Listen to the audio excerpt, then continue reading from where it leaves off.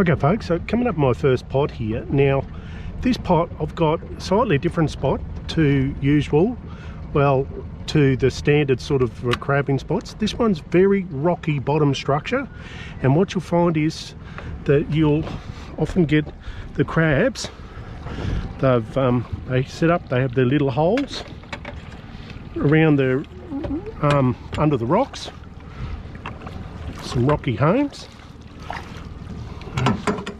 Pick that up and see them when I'm like land-based prawning. You see those sort of little rocky homes that they've in amongst some muddy rocky structure. Can be a good alternative and spot that's you know, a nice alternative to the usual sort of entrances of creek mouths and stuff. So let's see how we go with this first one. Now we've got one in there. It looks like a buck. There we go, just the one claw, unfortunately.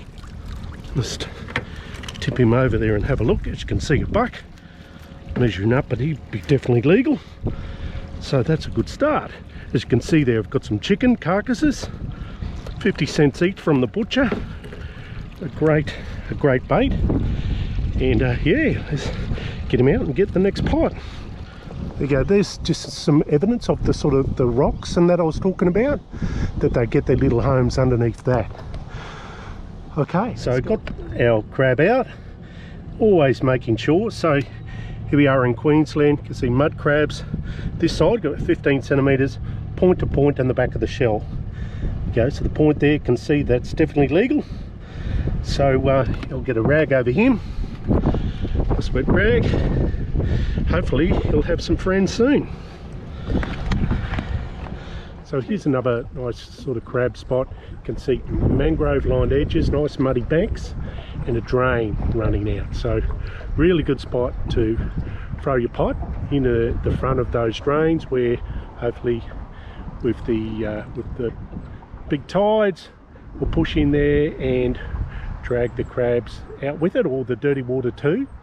Fresh water, drag the crabs out looking for a feed, smell the food in the pot, and in they go. Okay, so got our second pot here.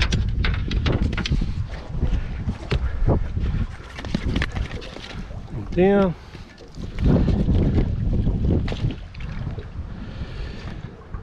And this one's in front of this ice creek entrance. You see there, or little drain entrance, ice muddy hole that hopefully the crabs will come out during the night. And what do we got in here? Just a few undersized ones, unfortunately, and lots of bream. Okay, let's get them back in and try the next pot. Okay, so just come up on one of our pots here. This one's out from muddy bank, just lots of mangrove roots and muddy holes. So let's see how we've gone here. Oh no! Oh, there we go. Might be very close. That one. You can see it's a buck. By that fee underneath, so well, we avoid the others to measure him up. All right, so I've got old mate out. You can see there's the point to point, and he's definitely legal as well. So good stuff. That's number two again by those mangrove lined muddy banks. Okay, and again, there's, you can see just chicken carcasses. Couple of cheap chicken carcasses, 50 cents each. Great baits. All right, let's get these other little. So the other thing I like to do is, just, you can see here, I've got some wet rags and old shirts, etc. I just like to cover them up. I forgot my rope to sort of tie them up out here. I usually have some spare in the boat ready to go, so in the absence of that, I just calm them down with just some wet rags, and even on top of each other like that for a little while till I get home. It's good they won't throw their claws or fight. So just before I put this away, I get a few questions about my crab floats. Now these things are called lock stack crab bite floats that are fantastic because you can join them up together. See, that's a bit hard to read there, but yeah, lock stack. Now Taxpo distribute those. I know they've been hard to get for a while, but if you can get some, they're fantastic. And rather than your sort of floats too, the line all untangle, you can just hook it around there and secure that. And while I'm here too, you can see just how discoloured the water is, but it's not that really chocolate brown that will push them right out to the entrance.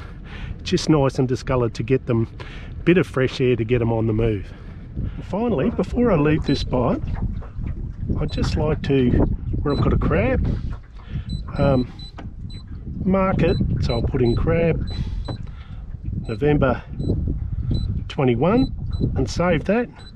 And that's a bit like a fishing diary for you to come back to at a later point. And that's what I've done here. I've come to some sites where I've seen some in December.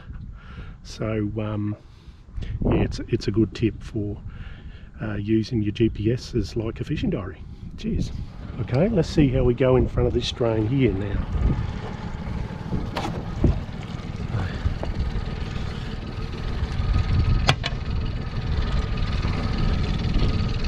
Oh, it feels very light. Oh, just one little one, unfortunately. So here's some more crab territory. Again, these, turn that off, these steep banks from the mangroves, dropping away into deeper water. You can see this discoloured water. It's a really good tip to get those pots in after the rain, especially when we've had a bit of rain these last few days. So get them in, some fresh bait. The old myth of smelly old bait, it's proven a bit of a myth over the years. I've given it a try with and without, and definitely the fresh bait makes a difference. And certainly chicken carcasses I find as good as any, pilchards, oily fish flesh and carcasses, but and the old mullet of course, but I definitely am a fan of the chicken carcasses. Alright, so yeah, there we go. Hopefully these tips have helped you or will help you catch a few more crabs. Cheers.